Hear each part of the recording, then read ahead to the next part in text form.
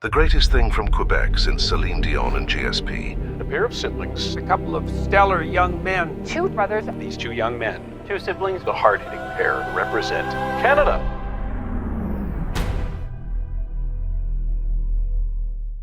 Welcome to Thinkin Bros.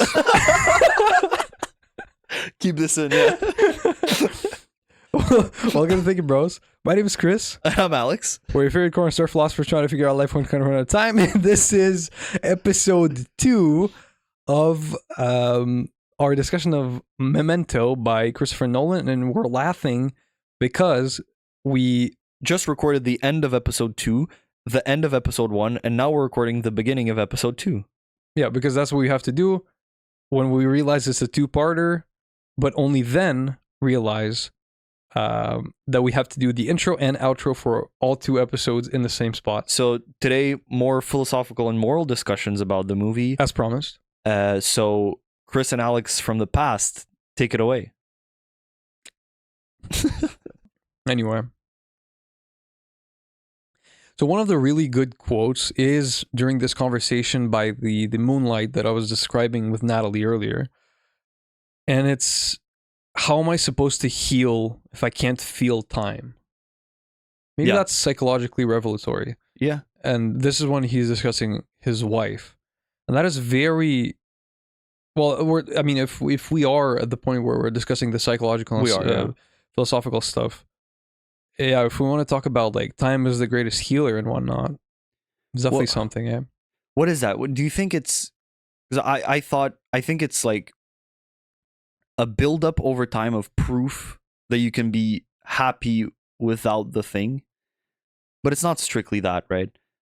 What I'm talking about is like, yeah, I get it. You go through this pain and you're in this really negative state of mind, at least for the very beginning. Like you can be for a week, for a month or whatever, you're very, very sad, but then you will have moments of happiness at some point, and it's just proof that builds up that you can be happy. But if the last thing you remember is you being miserable, you're always in that first day after, and you never know that you've been happy for many, many moments since, something like that. Exactly. And something that comes up 2 times, I think, is that people tell him, I think both Natalie and Teddy tell him, hey, you don't even know how long it's been since your wife has died. You don't even know. And we don't know. And no one ever reveals it, ever. Yeah. Like it could have been 3 years, could have been 5 years, or like 6 months. I don't know if Teddy talks about it in the conversation.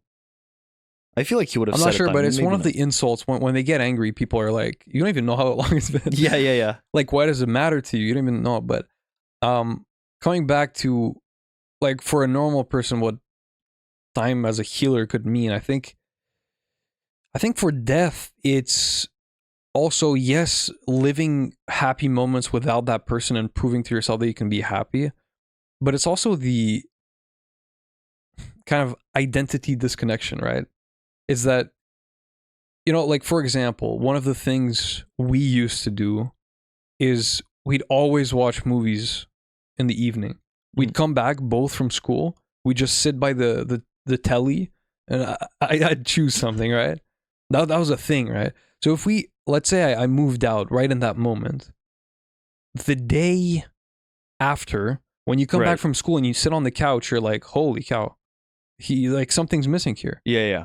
And I think you have to form a new habit of what you do after school. Mm-hmm. And it's the same thing, right? Especially if he was living with his wife. Yeah. You have to understand that the interweaving of the identities is the biggest factor.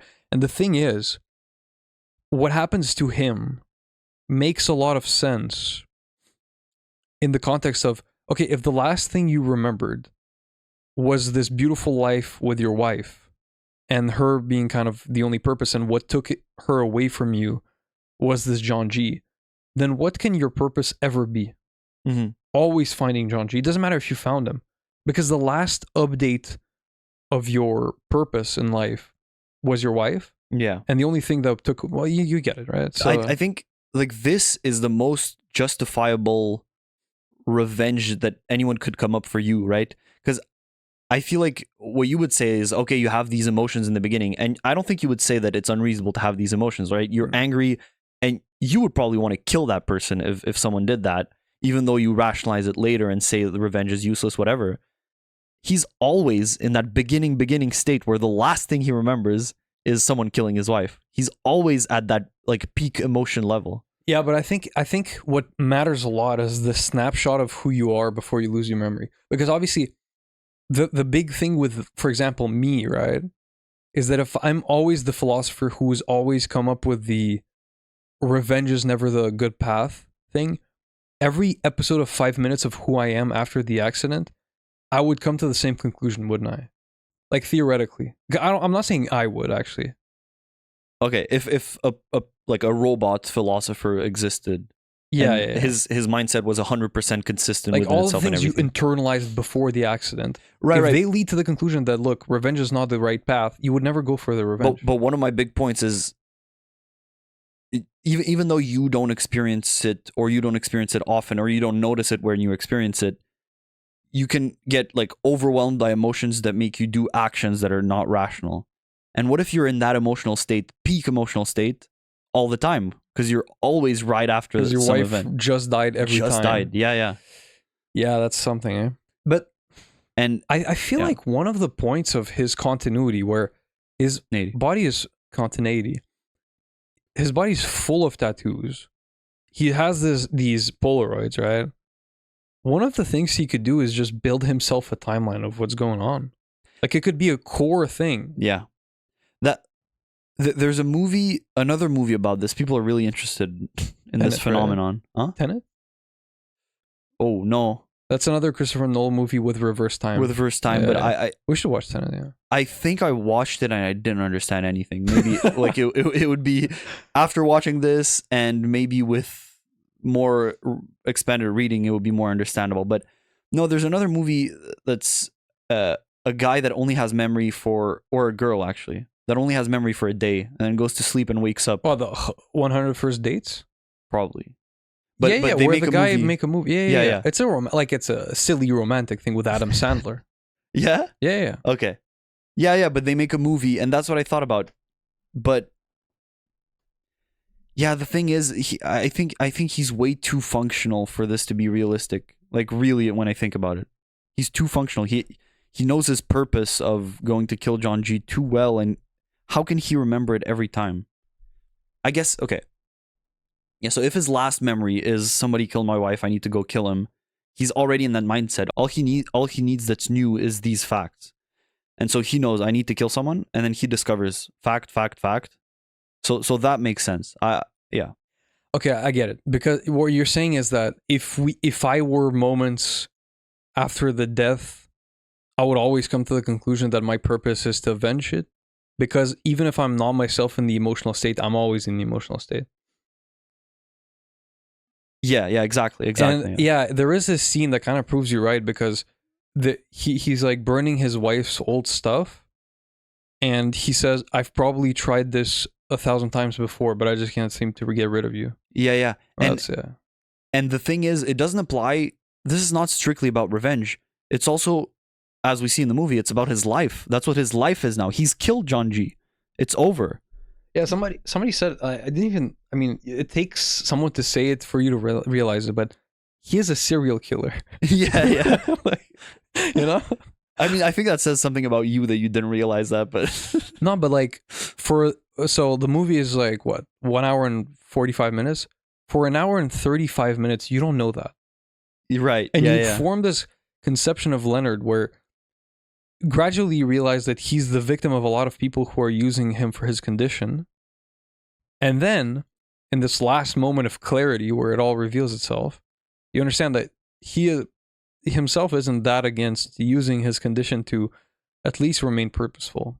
In a dark way, because he just creates an unsolved puzzle of him where the resolution is himself killing Teddy. But now he has a tattoo of the license plate on his thigh, though.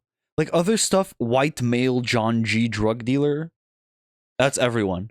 But then he Yeah. has a license plate. So what about his future? I'm worried about him. Right, that's fair. I didn't even think about that. Yeah, right. It's like the It locks- story is it locks him in. self-contained. Yeah. But at the same time, it locks him in. But all that would happen is that he would look for that license plate for a day, and then I don't know, not get anywhere and then start again the next day? Well, like, think it's a conspiracy because the person is dead. Or yeah, something like It's that. like, oh, he faked his death now. Yeah. But also I must But he takes a picture of dead Teddy. So maybe he will actually just go and correct his tattoo. I see, maybe. Because he will know now that at least one of the John G's is dead. Because he also has the photo of the license plate with John G, and it's the same person who's dead. Of a photo of the license Of real Teddy. Teddy. Of real Teddy. He could figure it out, and then he would know. To correct his tattoo if he wants to repurpose himself. But another thing is, I feel like Teddy must have followed him after they killed the real John G, and sort of made him somewhat functional. I don't see how alone he could do it. I mean, not really. There are too many things that are consistent because, like, scene to scene, it makes sense how he's forgetting stuff. And But how he there's the remembers them whole with the notes. Repressed memory of his wife. Then there's the whole fake Sammy Jenkins created identity that's actually, if you think about it, right? It's a memory he created. They're disguised memories he created after the accident, right? So new memories. Exactly, new memories. Yeah. But learned by his unconscious, right? Because it's like fake memories from before the accident that he can actually recall, and quite clearly so. Because he thinks it's a whole case in his life. That was what I was asking myself. I actually don't know this. Like in I mean, in intro to psych classes, this is like a big thing we talk about. Like probably a class is spent on this, just talking about these interesting cases of double hippocampectomy. Can people with anterograde amnesia modify memories in the same way that us who can create new memories can? Is the hippocampus involved in modifying memories? Because if it is, and I feel like it would be, because you're creating new links. At the same time, we probably even neuroscientists don't know the answer to this question, but I do though. So you're coming to the right person, obviously. oh, thanks, good. I mean, I'm sure there's the before the accident, which can be affected after. I think it can be affected. So old memories can be modified by new experiences. Just sure, because if that's the thing, I'm not sure. Yeah, I mean, because they're new. The instinct is they're new things that you've just experienced, and all that is off limits. Well, yeah, but okay, if you created two timelines, right, of me having to recount a story to, let's say, a man and then also a woman in the two alternative timelines, right, and I'd be telling the same story, wouldn't I disguise the story in a way I would want to tell it to the woman, and then in a way I'd want to tell it to the man. Okay. And then that bias, well, I mean, I'm sorry, that kind of mini lie would be ingrained in my perception of the story itself, because I would kind of lie under my own perception. And in those two alternative scenarios, I would remember the story differently because I now tried to recall it in a different context. So in the same way, every episode of Leonard's life could be what I'm saying, adapted to the situation. So disguised memories from before the accident. But the thing is, the Sammy Jenkins is consistent across every episode. That's the problem. That's the problem. What you were saying is one option. The other option is it's static and it's told the same way in every situation. So yes, you would modify it let's say when you're saying it to a woman or a man, but then next time you see that person, you would say it in the same way. So modify that same memory in the same way to the woman and to the man. So it wouldn't morph gradually over time. Not gradually. Just for him, it would be per episode. Oh, okay. But I feel like that's too big a modification, though. Like, yeah, it's not the Sammy Jenkins story. And also, our main problem with what's going on with his memory is, and the consistency throughout it is specifically the consistency. Like, he knows some stuff he absolutely shouldn't. I feel like he has reflexes. As I said, he notices 15 minutes before, but whatever. That's very plot convenient, right? To notice the meeting. Then he always turns the photos at the right time, where he gets the photo, to know who the person who he's talking to is. Then he talks to them. They don't say anything very, very critical. He turns it over. Then it's like, don't believe his lies. And then now he can make judgments about that. It's like... And also, I did notice... So I think the scene you have in mind specifically when you say that is Teddy telling Leonard at not the to... tattoo shop? In the car, I think, when he's waiting for him in the Okay. car, not to trust Natalie. No, that's not the one. That's in... Okay, but okay. I know what you're saying, yeah. Like, not to trust Natalie. He explains it convincingly enough so that Leonard turns over the photo with Natalie and says, don't trust her. And then Teddy gets out of the car. And this is like, I don't know, I want to say this is classic Leonard. Then he pulls out the photo of Teddy, turns it over. It says, don't trust his lies. And then he turns over the photo of Natalie and he's like, aha, gotcha. And crosses out. Oh, no. That's not even it. That is what it is. No, that's not even it. No. Because he writes the thing about don't trust Natalie in not his handwriting for the first time. Teddy tells him the whole thing, and Teddy's like, write it down. And then Leonard doesn't trust him. Like, he's not going to write down something just because someone said it.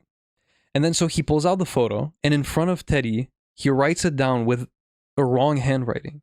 Okay, but he does Look at the Teddy's other photo that I know. says don't trust his lies. I know, but It's also not in his handwriting. it's also not in his handwriting because I think in the very moment he perceived that it was not true. Okay. I think it was like a double confirmation. It was overdetermined that he should scratch it off. So too proud. Hey, we made it philosophical. We can put this in the philosophy category. But now. it was the only time he himself didn't write in his own handwriting. Because he always Did you writes with know? Yeah. He always writes with capital letters, but he wrote it with small letters, the small ones, minuscule. Yeah, I wouldn't. Minuscule letters. Yeah. Yeah. I'm 100% certain of that. Yeah. Yeah. Okay. Okay. So His E's were so good. I loved his E's. his writing is cool. He does like a C and then just one bar. So cool. Yeah. So okay, Natalie. Now, the only problem Wait, psychologically, what are you doing? I'm just Okay, like trying to look at another character, and I'm thinking, okay, so I mean, already she's a shady individual, right? She's the girlfriend You are of a not drug the dealer. police. Huh? You are not the police. She's already a shady individual. Yeah, but so you would expect immorality from her, but what she does to trick Leonard, just like provoke him and lie in his face, and then tell him that she's gonna manipulate him right now and walk back into the house, and leave him to struggle for that kind of heartbreaking scene where you thought Natalie was cool with Leonard and she was helping him out, and she was like a fellow victim of a murder of a loved one, and it was all empathy and love was developing and whatnot. You know what the thing is? I think either she's agnostic or she knows that Like deep down. Not asking him, because what's the purpose? Yeah, what's the purpose of talking about the fact that he killed Johnny? He doesn't know. He doesn't remember. So she doesn't need to ask him, and she maybe never does, and knows he's not to blame if he did. Right? Yeah, fair. And then, or at least she doesn't blame him, or maybe she does blame him, but like not to the extent that she hates him and wants to kill him. And then she knows or surmises that ultimately who's to blame is Teddy, because she does know about Teddy, right? And she uses him to get what she wants, but also she likes him. Well, yeah, I think it's a whole mix of emotions. I think maybe it's like a deep-rooted revenge where like the anger in that scene has to come from something else. Either Natalie is absolutely a horrible human being, but to be fair, she does deliver on her promise, where she could have not, where he asks her to look up the license plate and she comes back with Teddy's real name. I thought it, at the point I thought that Natalie was evil. I thought that was a fake license plate, and she wrote John Gamble, and I was like, oh no. Yeah, and she is gonna make him kill Teddy. Which she did. Yeah. But he is John Gamble. Yeah. And I don't know if he deserves it. I mean, yeah, he deserves No, it. I mean, yeah, and I think, yeah. But again, Leonard couldn't have necessarily known that. And once again, he acted in the angry moment. He acted in the angry Because he's moment. always in the where- angry moment. Yeah. Well, in that sense, it wasn't even about his wife. It was just the realization that it was his only moment of clarity where he realized actually what happened and that he lost his purpose. And he was like, lost my purpose. All right, I'll give Okay. myself a new purpose. Yeah. And Got purpose? it's so good. It starts with him. It starts and ends with Leonard killing. Teddy. Because what's the last scene?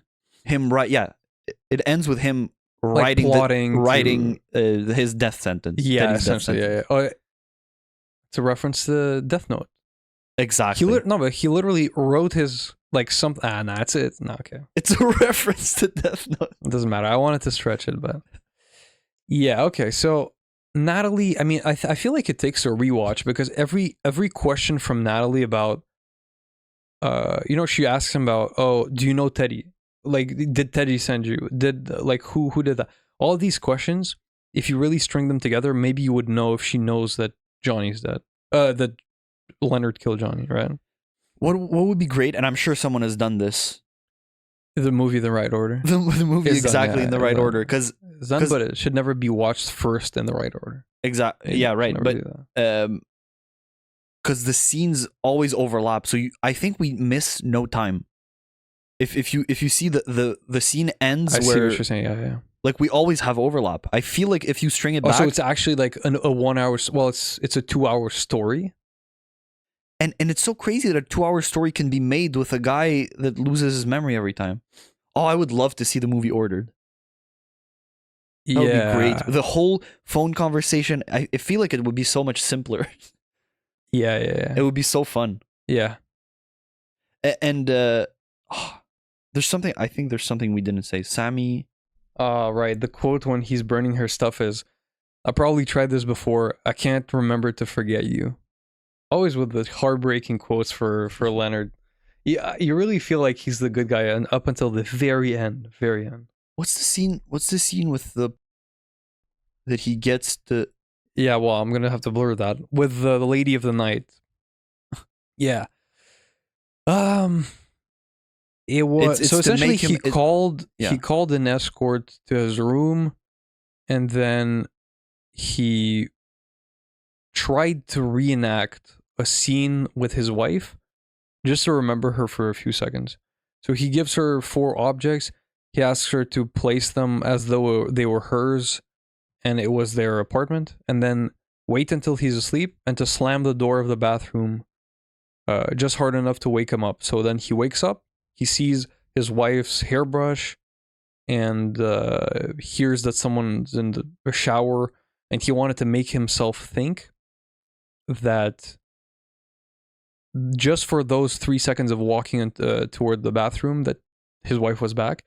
And I think Christopher Nolan hesitated to keep that scene in the movie because it seems disconnected, but I think it contributes to the last scene where it shows that he's willing to manipulate himself to give himself either a purpose or a recollection of this past. I see. So No. it's like we're led to believe for most of the movie that he's out for the truth, but we see that where he does get the truth, like you can't handle the truth. Out of order. I'll show you out of order. Okay, well, Sorry. or we devolved definitely. And once again, we thought we wouldn't get to an hour. It's now an hour and 35 minutes, right? So Yeah, I think the best way to consume this is listen to the movie, get your own opinion. Which it's great that we're saying this at the end of the episode. We said this at the beginning also. yeah, a few times. It's okay. I think at the 10-minute mark we said, "Look, go away, go watch the movie." Yeah. You didn't. Oh, is that what you wanted to say? Is that all you wanted to say? The thing we forgot? Because it's not that relevant. No. You forgot something else, right? Something about Sam Jenkins. Yeah. Yeah, I also think there was a Fight Club moment. Also, I think Fight Club was released in 1999, and this movie was in the year 2000. I think there was a Fight Club moment where the screen flashes for a brief second. So it's when Sammy Jenkins is in the hospital in the black and white scene, and where he's trying to catch the eye contact of everyone in the hospital just to seem normal, and then the doctor passes in front of the screen, and Leonard flashes on the screen instead of Sam. Oh, okay. I'm not sure this. It was said in some comment. I didn't catch it. Did we? I didn't see that either. I think this is what I wanted to say. Okay, it's not a big thing, but how at the beginning he was a insurance claim investigator and he saw this look in Sammy Jenkins' eyes, and he really trusted that meant that he recognized him, and he really didn't trust Sammy Jenkins. But then we learned that people with that condition sort of learn to just always look like you recognize someone. Which, again, is a reflex, right? Like it's a conditioned reflex. I guess it's conditioned and you learned it, so Sammy Jenkins shouldn't have known. I want Christopher Nolan to explain what Sammy Jenkins had. Neurobiologically. No, I'm kidding, but yeah. I mean, honestly, if you really think about it, that's the biggest inconsistency, right? Because if the simple task of not learning the electrified triangle was aversive, but learning to do the eye contact of recognition to seem normal, there's something that doesn't stick. But for me, it's about Leonard. It's about Leonard knowing all this stuff.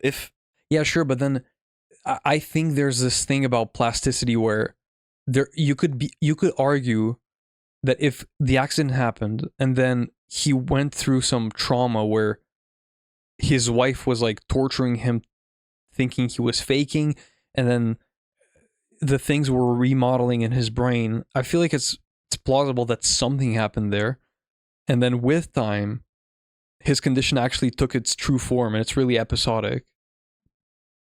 You see what I'm saying? Like, yeah, but I'm really speaking out of my throat. Out of order. It must have been...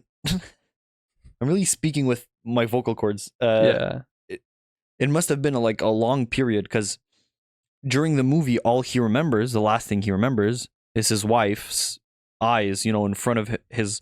They're both lying on the floor, supposedly dead, and his wife is in front of him.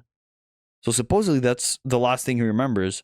So in theory, but there's no mention of this, in theory, during the time that his wife was still alive, every time he reset, he should have been like, oh wow, you're actually alive.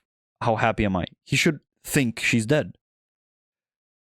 Because it's after his incident. Yeah. And during the movie, which is after the incident, the last thing he remembers is his wife dying. So during the period that his wife is still alive, he should think that his wife is dead. Yeah. Which could be the case. We don't know. It's a very good point.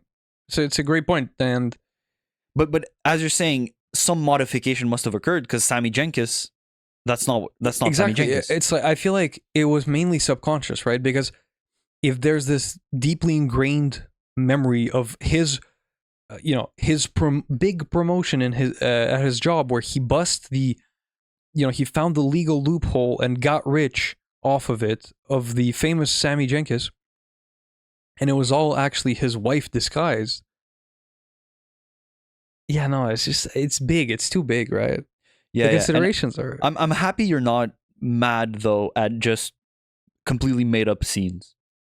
Because Sammy Jenkins' wife just doesn't exist. The scene with her coming into his office just isn't real. Okay, you know what you know what the lubricant for this movie was for me? Shutter Island. Right? Like, if I watched Shutter Island, I accepted that you can just fully see someone else's face for someone else's, right? Is that what happens in Shutter Island? Where's that? I think he thinks he's the doctor, but he's actually the patient, and they let him go through the whole thing. Yeah, but that's not like about memory. It's like a psychotic break. Yeah, it really is. Yeah. What did I mean by that? The lubricant is Shutter Island? I'm just saying, like, fully... Like, that a movie can be good with lies. Well, yeah, because I did... you know the girl on the train, right? I'm not sure I watched that actually. No, I read the book. Okay. And I found the whole faulty. I don't know what the term is. Narrator, but, like, the unreliable narrator. unreliable narrator thing, just cheesy. Okay. But I think a good execution, and you have to understand, like, if I didn't like it in a book, where I think it was written in forms of her letters to either herself or someone else, so it even makes sense in the story how she would fool herself and all the self-deception, right? But here it was visual, and surely I'd be even more mad at that, Right. because you're showing me a scene that didn't happen. You're showing me black and white replays of actual Sam Jenkins, the face, and his wife. But that didn't happen, and I'm not mad at it. I'm not. Yeah. Because I was but just. you know what? I Yeah. think it's also, I'm sorry, but like Neil Levy as well, because I understand that maybe his rational brain wasn't working and the whole hippocampus connection didn't work, but maybe actually what was working is his subconscious connecting to his hippocampus. You know what? I don't know too much about Neil Levy, but I love him just because he made you Freudian. More flexible. Yeah. What I was about to say was I think I couldn't be mad at anything. I think you're just instantly. I think this is what we both felt. I don't know if people feel like that. You're just instantly charmed by the like black and white, him whispering to himself in his head. Just the narration. It's just so well made. Yeah, and we conferred yesterday at 25. We were both at like 20. You were at 35. I was 30 minutes. Yeah. Yeah. And we both just said, "Oh, this is the best movie ever." Like, it's just so good. And it didn't even matter what the end was. And it's on YouTube free with ads, man. Yeah, it's so good. Is there any good character, like any morally correct character in the whole movie? That's the thing. That's what's interesting. And Right. It doesn't feel like an exploration of morality necessarily. It's definitely a very interesting story of revenge, where it's kind of like the revenge cycle is already done, but he wants to come back to it because it's the only purpose that he can ever have. And I think you clarified it in the sense that if his wife died yesterday every day, it's obviously his conclusion. Yeah. It's obviously his conclusion. And again, The moral part this made me think of is specifically about the memory. I think you quoted this earlier, like if you don't remember it, does it matter? And this is sort of, I don't know if this strictly applies, but this makes me think of the realm of forms, in the sense of moral actions. You rolled your eyes when you said. No, but I think you looked up, but to me, it was I looked the up realm of form. Okay, but in the sense that a moral. Wait, did you say essential action?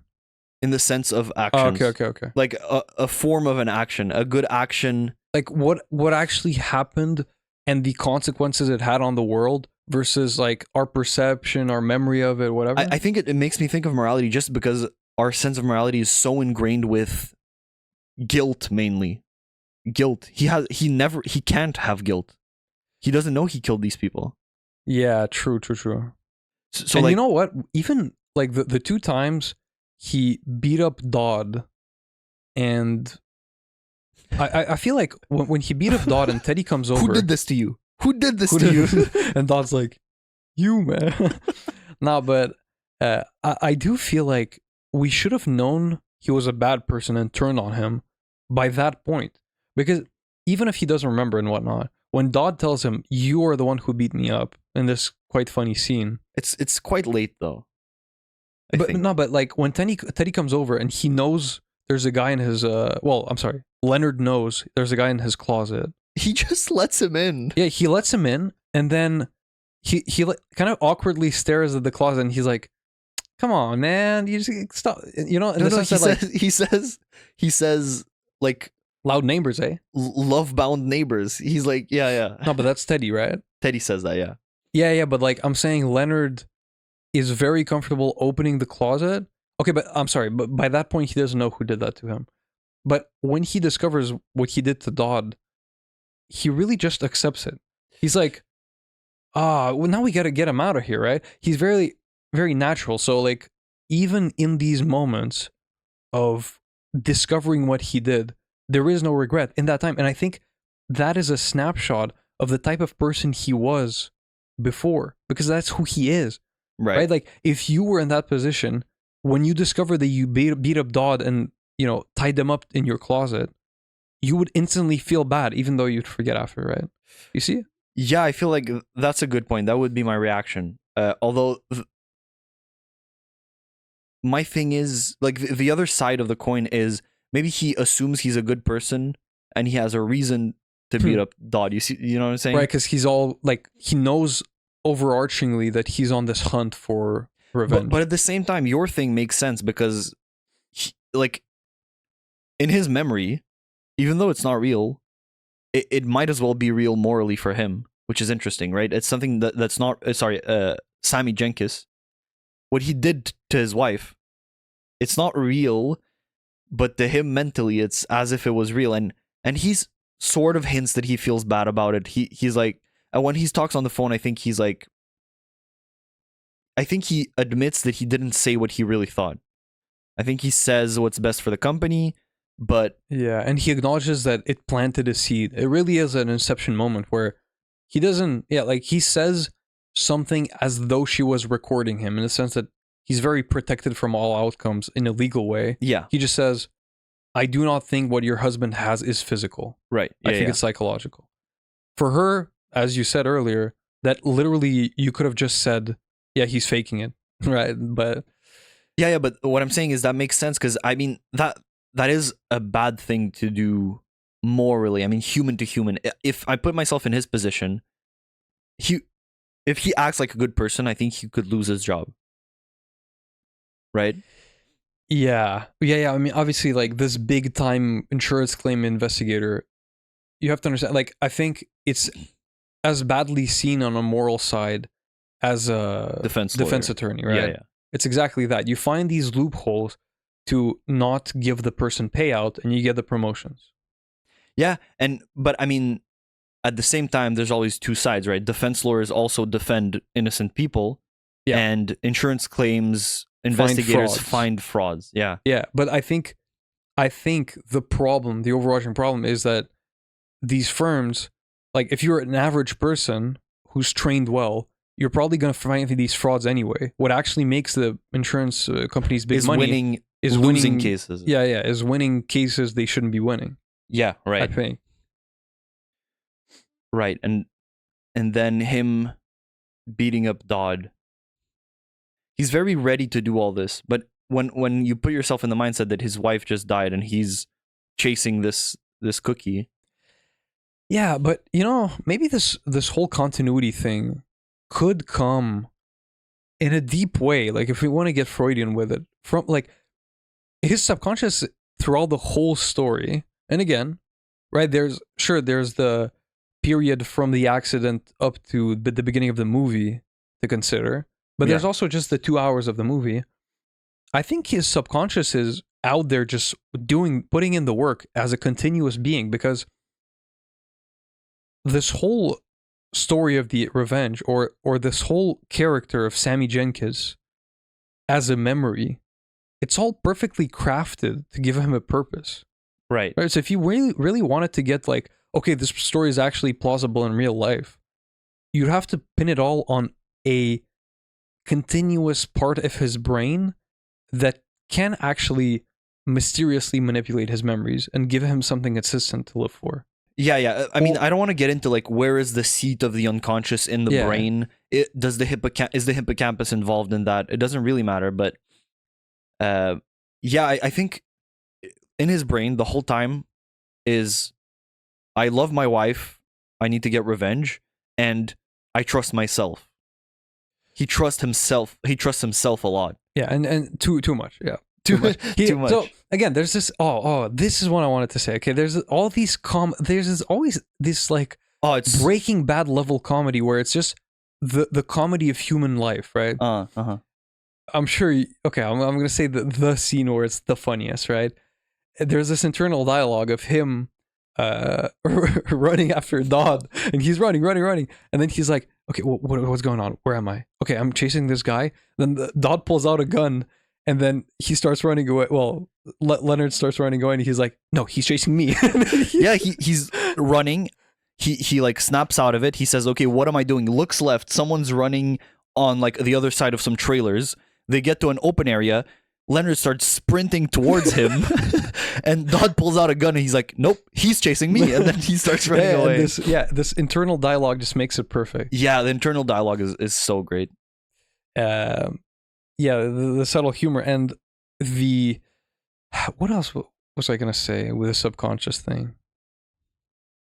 Crafting a narrative, his subconscious guides him throughout, and is very consistent throughout the story. I think I forgot. It was some other humorous part of it.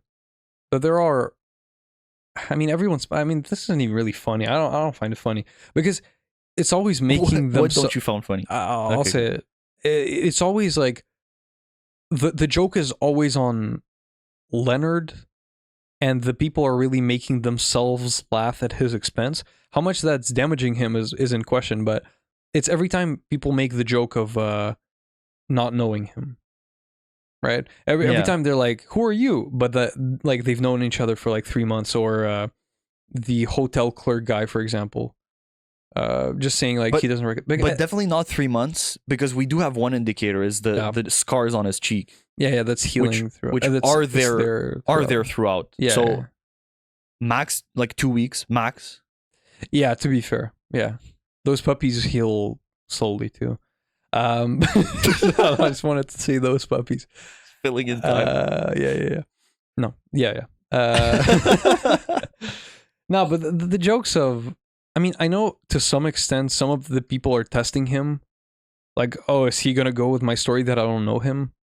Like, to a certain extent, maybe the first, second time you meet him, but the 10th time when Teddy's out here cockily calling him Lenny. He knows he doesn't like that. It's just cruel at some point. And everyone always calls him Lenny, man. Everyone, yeah. But I think that's to enforce the Sammy Lenny link. They sound similar. Sammy Lenny. That's cool. But and you know what? There's not really a good reason for which he doesn't like his wife calling him Lenny. So maybe it's just this like subconscious realization that whoops, it's too close to Sammy. Maybe. Just because there's no real good reason for it. That's a good point, yeah. He loved his wife. She was perfect. But he hated when she called him Lenny. Yeah. And it's one of those, it's a cute things where... And it's specifically, I hated when, like, she called him that regularly. Right. And he hated when she did it. Yeah, and there's no real reason. And hated, right? It's not like one of those cute things where, I don't know, you pull someone's pants down, it's like, oh, come on, not again. I don't know. I needed an example. Personal experience. Does morality, because I don't know what morality looks like for this guy. I think, you know what? Like, I don't think you can develop a morality when you're in that state. So I think you can't blame him for anything, right? Because maybe I've just gone through a roller coaster, because at the beginning you like him and you see him as a victim of his own condition. Then at the end of the story you hate him. But if you think about it, right? All he is a snapshot of where life got him at the accident. The reason I can blame you for being immoral is because you have the potential to progress. Exactly, yeah. That's the problem. Yeah. That's a really good point. I still like him for some reason. It's his face. If you replaced him with a fat actor, it would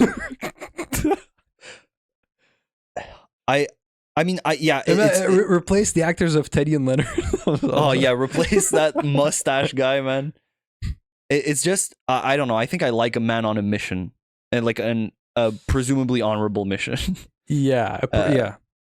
A mission perceived as honorable by one person himself, and not even that.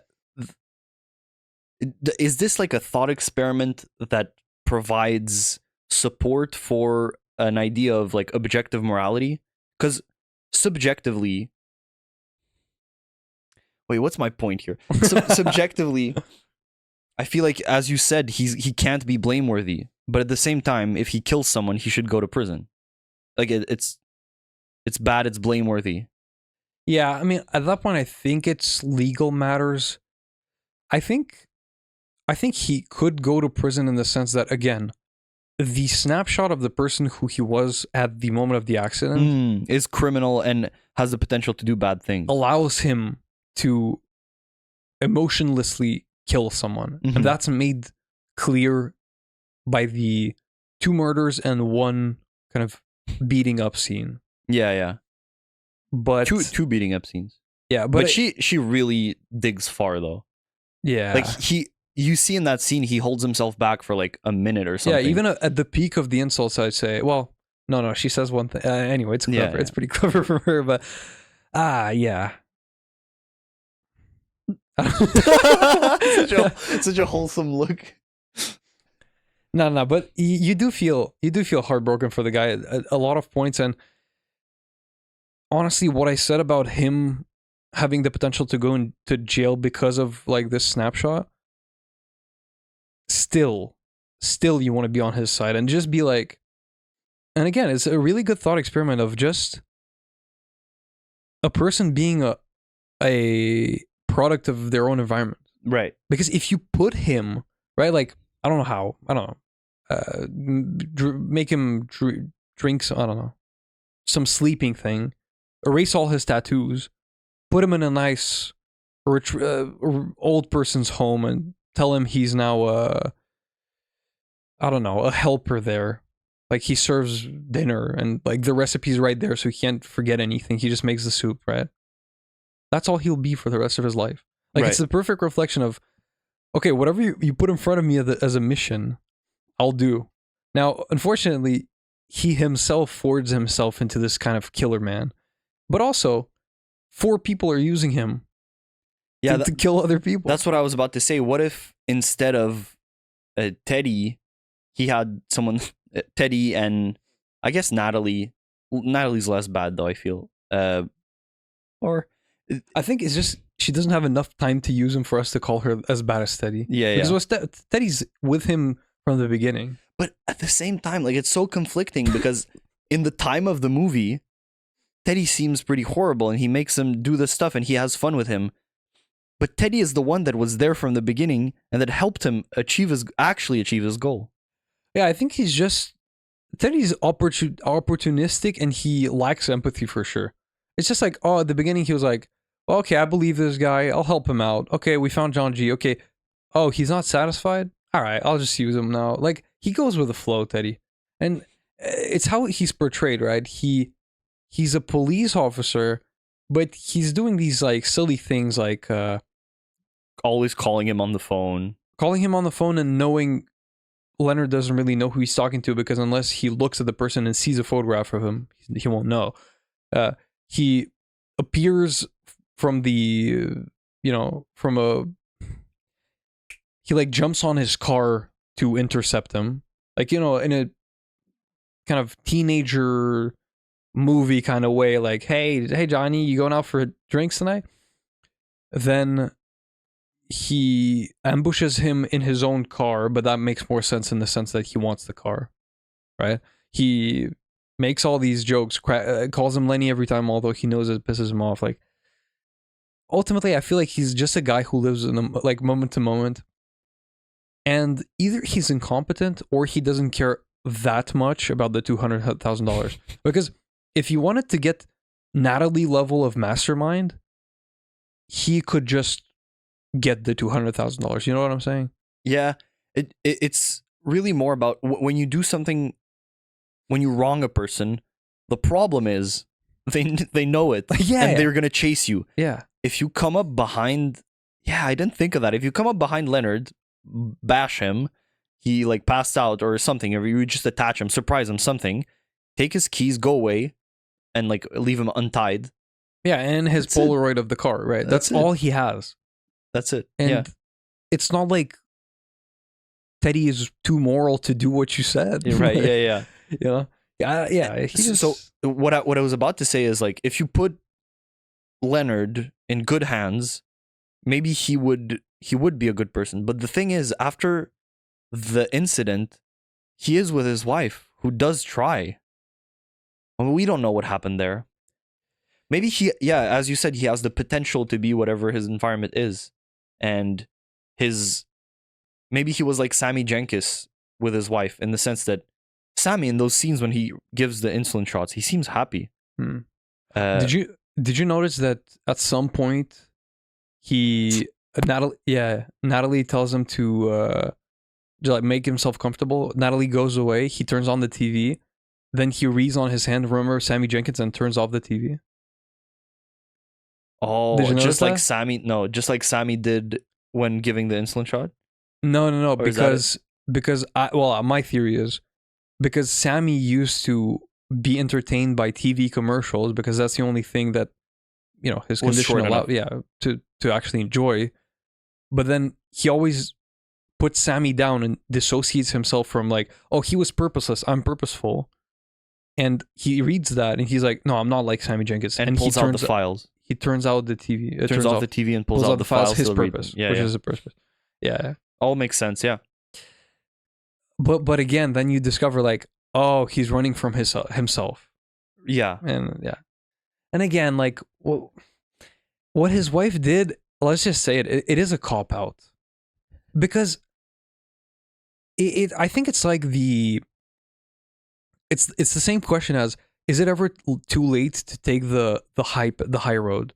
Is it ever too late to convert to religion if you've done too many bad things? And obviously every religion is saying no, right? Mhm. Like you can always, until the last moment, you can turn to God, right? Okay. And what I'm saying is, she felt so bad for her guilt, is my leading theory, as I told you. The thing is, I think like you're disagreeing with me, but I think it's not irreconcilable. I think No, they could be both reasons for why she did it. I think they are both reasons. No, yeah. they are. Yeah. But mainly, if you removed mine, in the sense that like, if she could just deal with the guilt that only she is experiencing, because Sammy's right there, right? Like he's never gonna know.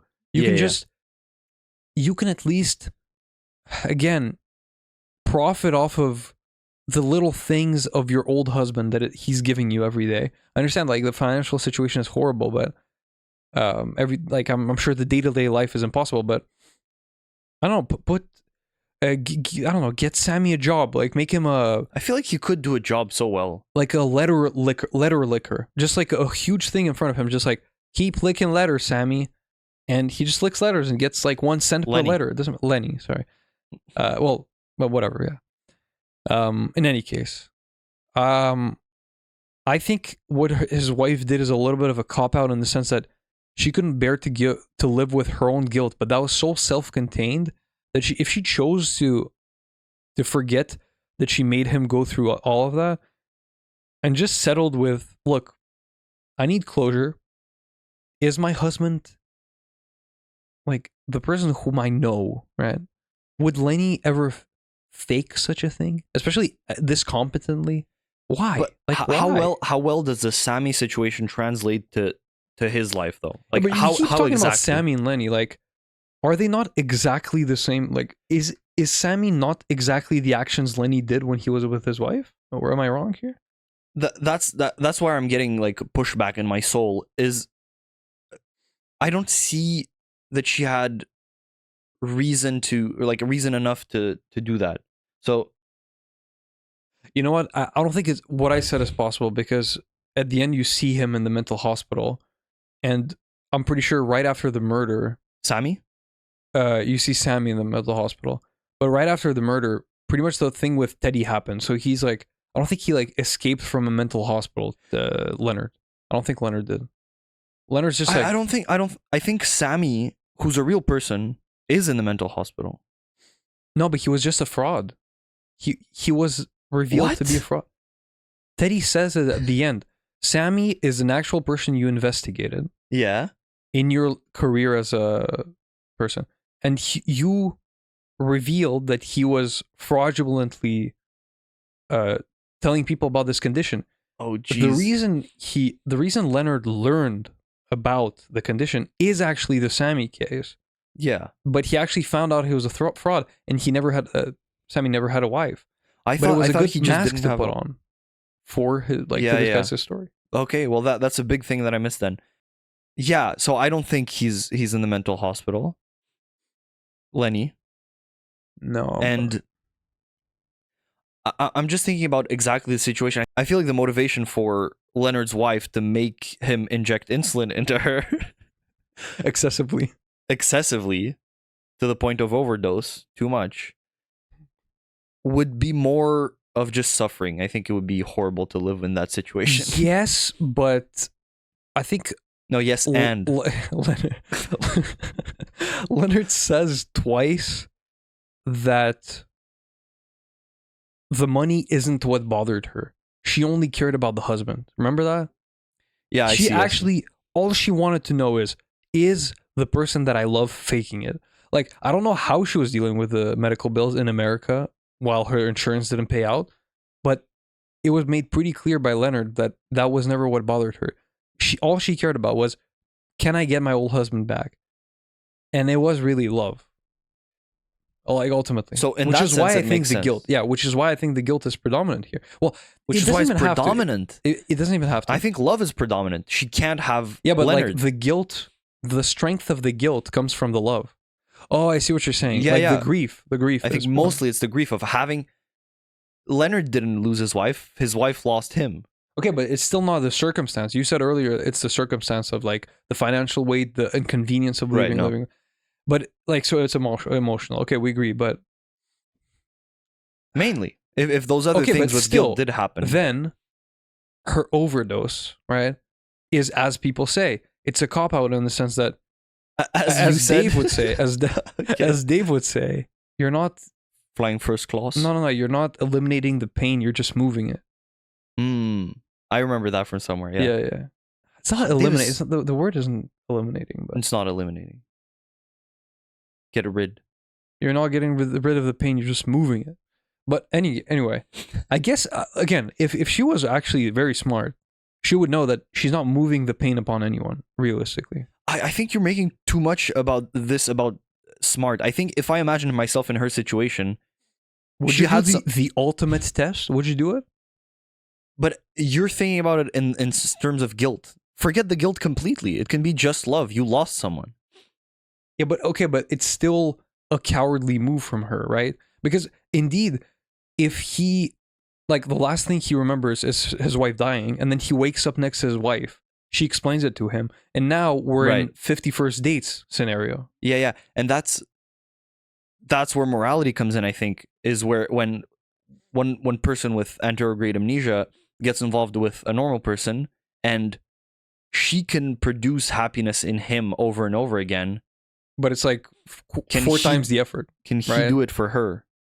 I feel like the guy's still there. The guy is Still him still as him. a snapshot, Who he left off being, who she chose as a husband. but also we have to think about the fact that while she was there, he was looking for her killer. No. Yeah. We don't know what we don't know. Yeah. No, it can't. There's a scene that's shown with I was thinking about this. I didn't write this down. The There's wife and the tattoos. the wife with him. It Oh, says actually, that's on his so chest bad. on his That's chest actually it so says bad. John G killed my wife. Oh no, that's bad. I did it. That's actually bad. Yeah. So I think it makes more sense for But her that to be could in be pain. a faulty memory, though. That could be a faulty memory. It could be. It all could be. But And it could be also just a fantasy of, oh, I got everything I wanted. The killer's dead and my wife is back. It could be. I'm not sure about the context of the but scene. I think that flashback was more when he has the realization because Teddy just told him and he remembers it. Yeah, but you know, like about the morality of a person with anterograde amnesia and a person without it, it's yes, it's a snapshot of her husband, but I think a big thing about relationships in life isn't what you can do day to day necessarily, but it's the upward trajectory, the general trend of growing That's together. inspiring, meaningful.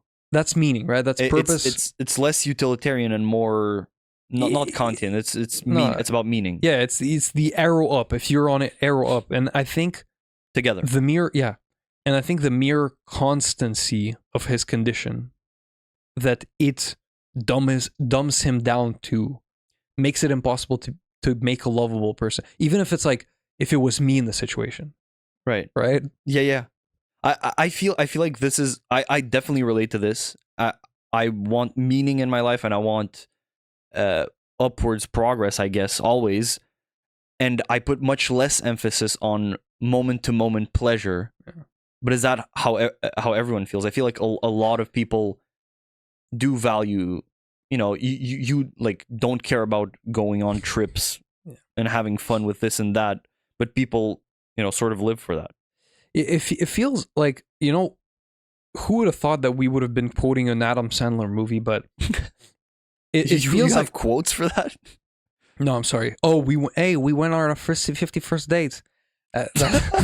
No, but but think about it, because in that movie, he has snapshot. Well, she has this condition, but I think it's romanticized in the sense that it's every time she sleeps, right?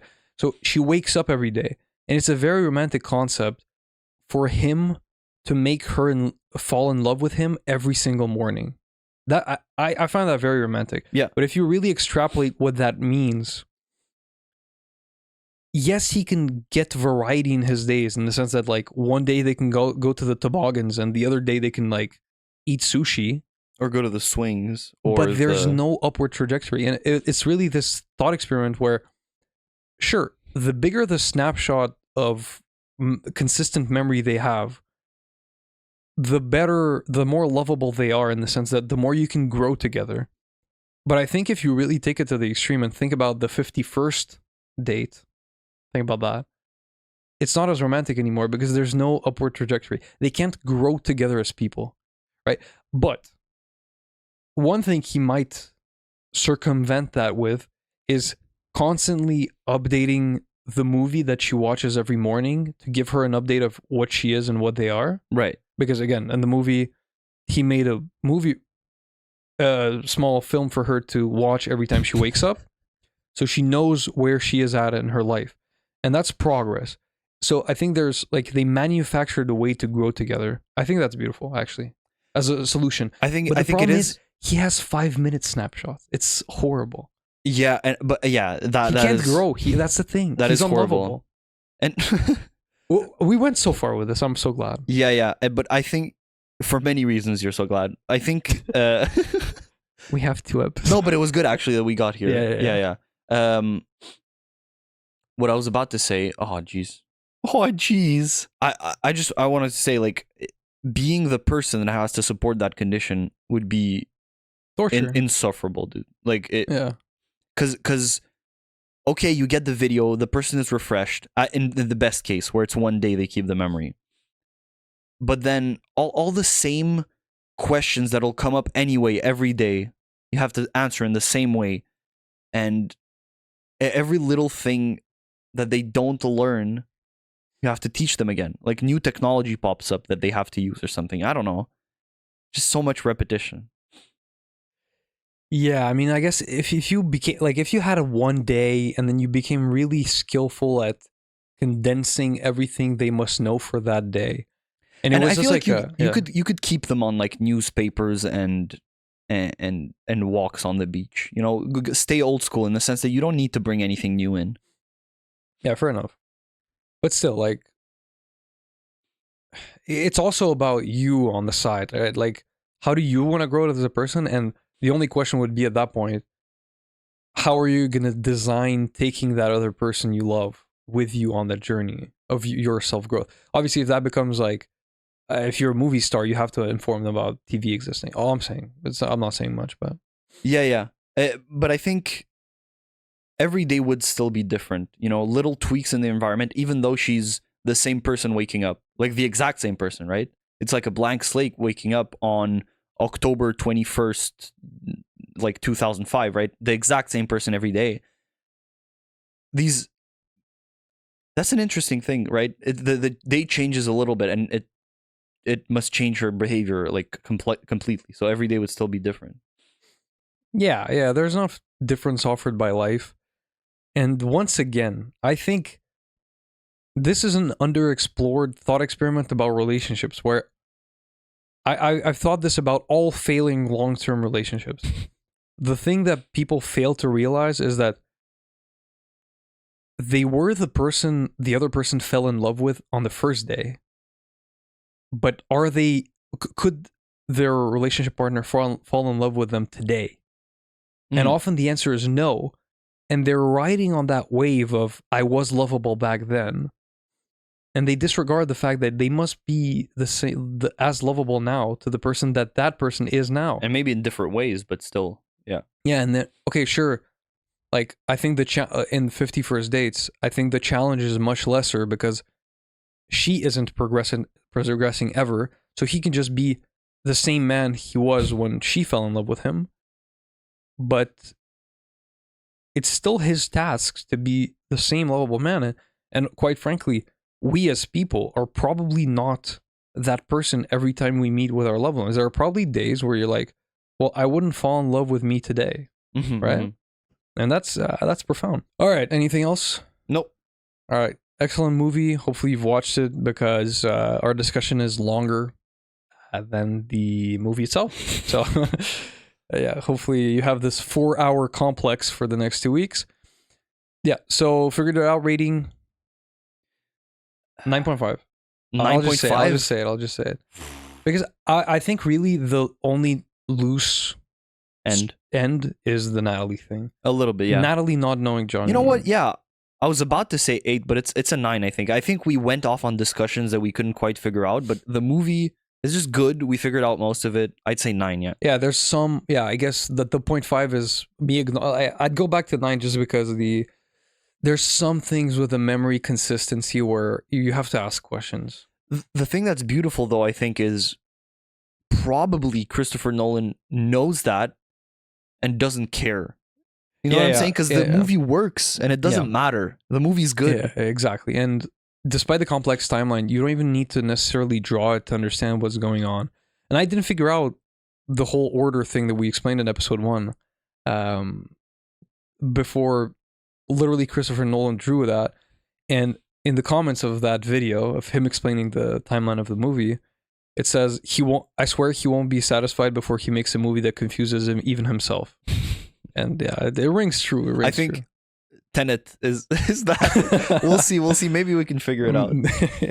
I mean, maybe with the expanded reading. So okay, 9.